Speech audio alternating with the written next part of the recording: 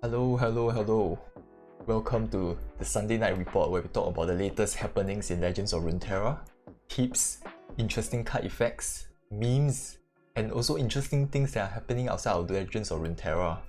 And this time, the latest news is there is no patch this week to nerf TF FIZZ. TF FIZZ is actually a Twisted Fate FIZZ deck, and if you didn't know what is TF, so this has been quite a popular deck in the master rank tier, and a lot of people has been playing it, and all of the top players are playing it, and it can be quite frustrating for rank climbers, you know, all these pro players, because you're facing TF FIZZ all the time, and TF is actually quite a frustrating card to play against. He can stun your strongest unit, he can clear the board with his red card, he can draw extra cards from there as well. And with all the elusive that TF FIZZ can summon through Bubble Fish, and FIZZ is absolutely insane and just very difficult and frustrating to face against. But I think that's why you see a lot of like complaints in Reddit if you all follow the subreddit for Legends of Runeterra. And personally, I think I'm not really a pro player. I don't play at master rank level at all. I'm just a low level player, and I think this doesn't affect us as much if you are a low level player like me. There are a lot more variety there. People are trying different kinds of decks. People don't really min-max and optimize and play the best decks every time. People are just trying out different stuff. But I think occasionally I still face the TF FIZZ, and it can be very frustrating to play against, and you know, and there's no way I can deal with all these creatures unless I have like a very good board wipe. Unless I play Lissandra. Lissandra has ice, like her ice shards kills like all the Bubble Fish, or I play some other kind of like maybe Nessus deck that I use that plays like Ruination and all these kind of cards, or Withering Wail. I think aside from that, your typical decks can be quite difficult, you know, very challenging to face against TF FIZZ, to win against TF FIZZ. But anyway, I think even though it doesn't really affect low level players that much, it's also important to note that like at the end of the day, I think Legends of Runeterra, like one of its main unique selling points that the Riot developers always constantly updates and balances the game, changing cards, you know, making weaker cards become more relevant, and it is this constant change that makes it very exciting and interesting as compared to other card games like Hearthstone or Magic the Gathering, where changes are very slow, and when things go out of hand, change also is very slow. It doesn't really make them move faster. It doesn't make a developer change things very even faster. I think really the whole unique proposition of this game really is just the constant change, and just having fresh things to play like every half a month. Things change out every half a month, and it makes things interesting, and that is really the whole idea of this game, isn't it? Like why it's so attractive about this game. It's not just the patches that comes every like half a month, it's also the new cards that are being released. It's a constant change that makes it so exciting to play Legends of Runeterra. But them not changing it is kind of a bit disappointing. So I don't know. I mean, yeah, but I haven't really feel burnt out yet. Sometimes I do, but I think it's still fine for now. So let's just see what they do, I mean, next week. So right now, what am I playing? Like, what are the favorite decks that I'm playing? One of my favorite decks that I've been playing regularly this week is the Infinite Elusive Marauders. So you might have seen the video being released like yesterday, and this Infinite Marauders deck is quite cool. Like generally, I think the most popular Marauders deck are like Karma Marauders, and people just copy each other. I think Grappler created the Karma Marauders, then everybody start copying it. So, but you can't really say they copy, right? There's only a limited card pool you can play with, so maybe they don't really copy it. Yeah. So this is what I created. I'm not pro enough to really like to masterfully pilot this Karma deck. You know, Karma can be quite difficult to use, so I just decided to just focus purely on cloning Marauders and playing tons of Marauders and just buffing themselves up. So this is basically what the deck that we are playing with.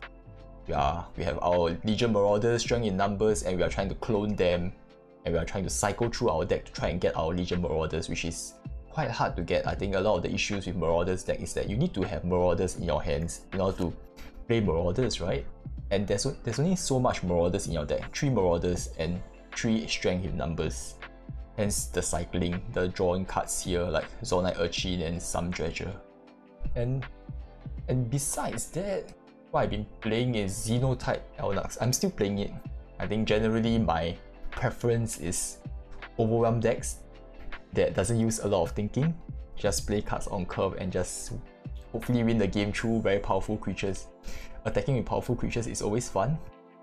So basically, I think y'all might have seen this before. It's just buffing your creatures up with Xenotype Researchers, Everosen Outriders buff your creatures as well. And using Throat of Elnuks to, you know, summon free Elnuks that are very strong from all these buffs. I think besides that, I'm also playing the new Scargrounds. As y'all know, I'm a very, I'm a fan of Scargrounds, and I've been experimenting with different Scargrounds decks, like the hyper aggressive one, the Overwhelm version, the hyper defensive one that has Braum and Soraka. And I think the release of new cards like Crimson Bloodletter and Ice Shards has really made Scargrounds jump up a tier, making it somewhat viable. Not tier 1, but it's tier B or something. I think Crimson Bloodletter is probably will be a staple for Scargrounds deck for a very long time. I think Scargrounds deck was lacking a very good 1-drop that can be used to synergize with the whole self-damaging Scargrounds mechanic, and this really helps out a lot. And it's not just a 1/2 weak creature, it actually buffs himself when you deal 1 damage to an ally, which is very useful here. I think overall this deck is actually quite fun to play. It's a different kind of gameplay that you don't normally experience. I think most of the gameplay you see is you go all out as an aggro deck, or you be a control deck. You control the board, you use ruination spells to control your opponent's creatures and all this. But this is something different, and it's very unique to play, and it's quite interesting as well. So these are the 3 decks that I've been playing so far. It's not too bad, it's fun. And now let's move on to the tip of the week. I think this week there isn't any tip, but it's interesting card effects. And so the first one is killing opponent on turn 2. This is not really a tip, this is something that I found quite interesting. Somebody actually wrote a very long post on this is like essentially the fastest deck in Legends of Runeterra right now. This guy, what he did was he tried to create a deck that can kill the opponent as quickly as possible, and what this deck managed to achieve is being able to defeat the opponent in turn 2. But this also requires a lot of luck. I mean, this kind of very meme deck is not like a very consistent deck after all. So basically how this deck works is you are trying to draw specific cards in your hands, and so you can defeat your opponent in turn 2. And your opponent also has to be a certain kind of deck in order for you to defeat them in turn 2. And basically how this thing works is how you're able to defeat your opponent in turn 2 is you see this combo here. Turn 1 you play Sapling Toss. So Sapling Toss is like a 1 for 2/1 sapling. Sapling Toss is just a 1-cost spell that creates that 1 for 2/1 sapling the subsequent turn. And on turn 2, you play 3 pesky specters, which is 0 for 1/1. Then you play Fading Memories on one of your specters. So you create another specter. So 4 specter, 1 sapling, and you play Lucian. Essentially, you can play this in turn 2, right? Because pesky specters are 0 cost, and Lucian is 2 cost. So turn 2 you can just play Lucian, and these are all 0 cost, it's free anyway. And how you are able to defeat your opponent is you attack with all of your units. So with Lucian hitting last, so when all of these ephemeral units hits, right, they deal damage and they die, and you have about 5 ephemeral units, and when they die, right, Lucian levels up. So Lucian is able to deal double the damage because of his double attack if your opponent is not blocking you at all. And after he attacks, right, your creatures die, you get to rally again because he levels up. So you go for another double attack, essentially dealing like 22 damage, which is a turn 2 kill. It's like an OTK, and yet at the same time it's a turn 2 kill, which is one of the fastest deck ever. But you need to be able to draw like the specific cards for this combo, and actually if you look through the comments, right, they also highlighted other kind of combos that allows you to defeat your opponent in turn 2. There are other combinations in this deck as well. So if you're interested, you can actually take this deck code, because he included a deck code here, so you can just try it out and see how it goes. It's quite fun though. I mean, maybe I'll try it out one day. Yeah, but I think it will take quite a long time to try and build up this combo and get this thing to work, because you need to ensure your opponent also doesn't play any creatures to block you, right? I mean, first 2 turns, it's quite hard for your opponent not to play any creatures unless he's playing some control deck. Even if he's control, he will have removals. So it's kind of hard to get there. But anyway, this is quite a detailed post, so you can read it and it's quite interesting. I think besides that, another thing, Lonely Poro doesn't die. So this kind of highlights some of the interesting things about Legends of Runeterra. I think there's a lot of like unknown card interactions and effect. Not really unknown though, but it's like unknown to some of the players in the game. Like there are a lot of subtle card interactions that we don't really know, and you need to play the game long enough to experience it and to know it, because there's no instructions for it. Even the tutorial in Legends of Runeterra doesn't even cover it at all. So this is a good example. Let me go back here. Yep, so let me play this for you guys. Yep, so if you see this, right, the opponent plays Avalanche and there's a Lonely Poro. And you see that the Lonely Poro doesn't die. Interesting, right? The Poro remains alive. And then the placement matters. So when the Poro is at the right hand side of the Brom, right, Lonely Poro dies. This is quite an interesting card effect. How come you're playing the same cards, but when the Lonely Poro placement is at a different side, it doesn't die and it dies. So it's quite interesting, and I think this guy explains it quite well. Essentially what this means is like Avalanche hits everyone, but how the Legends of Runeterra system resolves effect, right, is from left to right. So then creatures die if they have 0 or less health. Essentially what this means that the first case, Poro was beside Brom, so on the left hand side of Brom. So it's Lonely Poro Brom, and when Poro got hit, making him at -1 health, so it resolved from left to right, right? So Avalanche is being played, he gets to -1 health, then Brom gets hit. And because Brom's effect is able to summon another Poro, it transforms Lonely Poro to the Happy Poro. And when Lonely Poro transforms, it becomes a new card. So the game, so after it resolves everything, right, it hits Lonely Poro, -1 health, then it hits Brom, Brom creates the Big Poro, then the game checks if a creature has 0 or less health. But because a Big Poro has been created, Lonely Poro transforms the new Poro, and the new Poro doesn't have any damage at all. So essentially, Lonely Poro becomes Happy Poro and it doesn't die.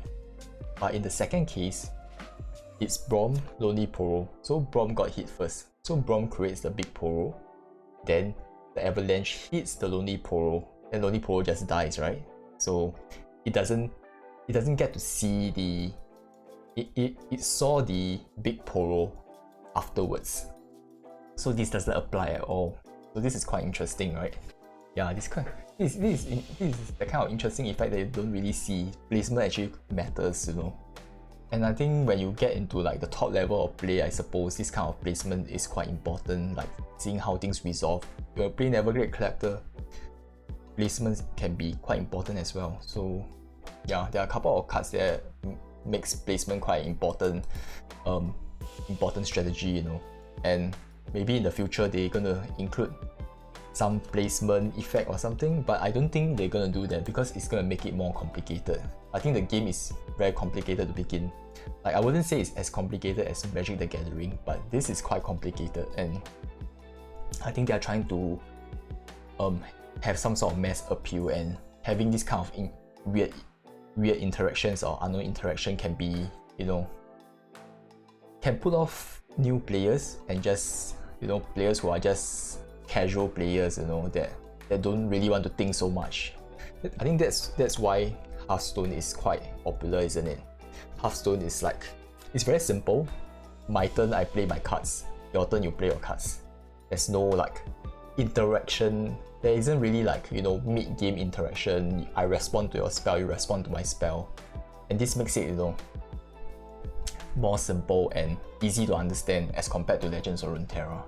And I think that's why a lot of my friends who plays at Hearthstone doesn't play Legends of Runeterra. Yeah, but oh well, can't be helped though. Yeah. So after talking so much, let's see something that is funny. So meme of the week. I think I found this quite funny. This is an interesting effect. This is a bit chilly in here. She Who Wonders, so the person play She Who Wonders, then you flash freeze him. Essentially, She Who Wonders just dies from her own effect. Because if you look at it, if you have played She Who Wonders before, right, her play effect is like, it's a spell. It's essentially like a card effect that goes onto the stack, goes in the middle circle. And when you play that, it has to resolve, right? And before it resolves, you can cast Flash Freeze on She Who Wonders, so she becomes 0 or less power. Yeah, you know, she becomes 0 power, and this applies to her as well, so she just dies. So this is interesting. I think these are some of the interesting card effects that I think makes Legends of Runeterra interesting and like, you know, makes it so rewarding being able to spot this kind of like a special, unique. This is not really a unique interaction, but seeing a unique solution to certain cards, being able to deal with these creatures, this is what makes it very interesting and what makes Magic the Gathering and Legends of Runeterra interesting. Yeah, so it's always a fun thing to see. But anyway, that's the end of the Legends of Runeterra news and all the memes. So interesting things that are happening outside of Legends of Runeterra. If you are still sticking around, thanks for sticking around. We are nearing 1000 subs. I think right now we are at 897 subs, so almost near 900. I would predict, I mean, every day I get about 10-15 subs a day, so maybe in about 10 days or 7 to 10 days we'll get 1000 subs, and I think it's an achievement, isn't it? I think this moment is something worth remembering. Like maybe by the time I reach like 100k subs, I'm not sure whether will I ever reach there. Numbers become hard to understand, like the numbers become so big that it doesn't feel real anymore, but 1000 subs are quite tangible and something easy to wrap your head around. 1000 people caring about your videos, and thanks for caring, and thanks for supporting the channel all along. I mean, we came a long way. It has been almost a year. I think in 2 to 3 months time we are hitting a year in first anniversary of this channel being created, and I think we came a long way. And you know, since COVID-19 happens, this was born out of COVID. Yeah, I mean, when I have nothing to do and just trying to give back to the community, that was what spawned this channel. And anyway, if you have friends who are interested in Legends of Runeterra, I can ask them to sub if they find my video interesting. But anyway, besides channel news updates, I've been reading quite a lot of manga lately, and I think one of the newest manga that I'm quite interested, that I really enjoyed, is Kaiju number 8 and Mashler. So if you didn't know, this is probably one of the new mangas that are going to become very popular. I know Jujutsu Kaisen is very popular now. My Hero Academia is also very popular. But I think one of the dark horse or growing, like they're going to become very popular, is Kaiju number 8 here and Mashler. So basically Kaiju number 8 is like, it's like, you know, Pacific Rim kind of feel. Essentially this very this guy who is like who is very weak. I think he ate this weird bug, then he can transform to become a kaiju, because like in this world, right, there's a lot of big monsters and there are a lot of like soldiers. You can like have different tiers of different levels of soldiers, those that can fight monsters, but those who are weak will help to clean up monsters, and he was a cleaner who is the weakest, but he has a dream to become like a soldier to defeat monsters. So he got lucky, he managed to eat this weird bug, and he becomes like a kaiju. He can transform, which is quite interesting. I think the fighting scenes and the art style is very appealing, which is quite fun. I mean, I've been reading it every week and it's quite interesting. Hopefully, I'm quite sure they are going to release an anime somewhere down the road, like after 100 episodes or something. If you see Jujutsu Kaisen like only got their first anime episode at about chapter 100, over chapter 100, then you'll get it. So maybe we wait 2 to 3 years time. It's quite a long time, man, but it's okay. Another interesting one, I think, I'm not quite sure whether you have seen One Punch Man before, but One Punch Man is absolutely nuts, you know. It's interesting, it's so fun. Yeah, it's very funny as well. I think what is most important is it's very funny, and the fight scenes is crazy, and it just shows and it depicts like a character that is like invincible, and how he, you know, manages, you know, to survive and get through this entire world where, you know, he's the strongest, but yet he's not getting his recognition and everything. And there's a lot of comedy. I really like the comedy. And I think this Bachelor Magics and Muscle, even though it looks like very weird, it doesn't look as cool as your other manga. But this is something similar to One Punch Man. But this is a similar setting, but a similar premise but different setting. So this is a setting where you are situated in a magic world. So this guy, right, the protagonist, doesn't have any magic power at all. But he's very strong. He has like huge muscles or something. His athletic prowess is crazy, but everybody in this world has magic. So it shows him, like, you know, how he's using his physical prowess to defeat magic users. And the comedy is also top notch, and it gives me the vibe like it's One Punch Man, and it's quite interesting. So I follow it every week, which is cool. I think besides that, I think the last part that's interesting as well, that's exciting, is F1 Season 3. I'm not quite sure whether you're subscribed to Netflix, but F1 Season 3 has arrived on Friday, and I've been watching it since Friday. Oh my god, I think this is probably one of the most exciting shows on Netflix. I think F1 is like a very boring sport to begin with. Like, you only see cars just going around. It's not very exciting. They are going the same lap. There's no, like, you know, overtaking is only a moment. You just overtake, then it's like, wow, cool, but it just gets boring over time. But this shows, you know, revolutionize how to market a sport. I think it really shows how a documentary can really change how a public perspective of a sport. It makes F1 interesting because it showcases all the drama behind F1, how different teams copy each other, how people are being relegated, you know, like how drivers are facing their own troubles, you know, trying to perform at the top, at the peak of F1, and you know, and this is like really showcase all the different kind of behind the scenes stuff that makes it very interesting and really dramatize a lot of things. And it's always exciting to see it. Every year they have one season, and I've been following it, and it's amazing. It's amazing. It's a masterpiece. Yeah, I think if you are a marketing student or if you are a marketer, right, you'll find this interesting concept, how you can make a very boring sport interesting through a documentary / drama reality TV kind of style of show. Yeah, but I think that's the end of the Sunday night report, and can't believe it, I've been talking for 20 minutes and I think I'm getting better. But I think the choice of words, I need to expand my vocabulary. I'm using the same words like interesting, funny. Maybe we should just, I think over time it will get better. Just getting better at my choice of words and just making my presentation style more interesting. But it's a process. I think firstly I just need to get used to speaking at length. It gets 20 minutes, I'm really tired already. I'm an introvert. My social energy is gone just talking to you guys. And it's like, can you imagine if I start stream for like, you know, like these people stream for 4 to 5 hours. It's ridiculous. And you play the same game. I don't think I can play Legends of Runeterra for 4 or 5 hours. I will burn out, I will die. But I think overall, it's good improvement, and thank you for watching and stay tuned. And hopefully I see you in the 1000 sub video. I'm gonna create something when I get to 1000 sub. Yeah. I don't know what to create. But anyways, thanks for watching, guys.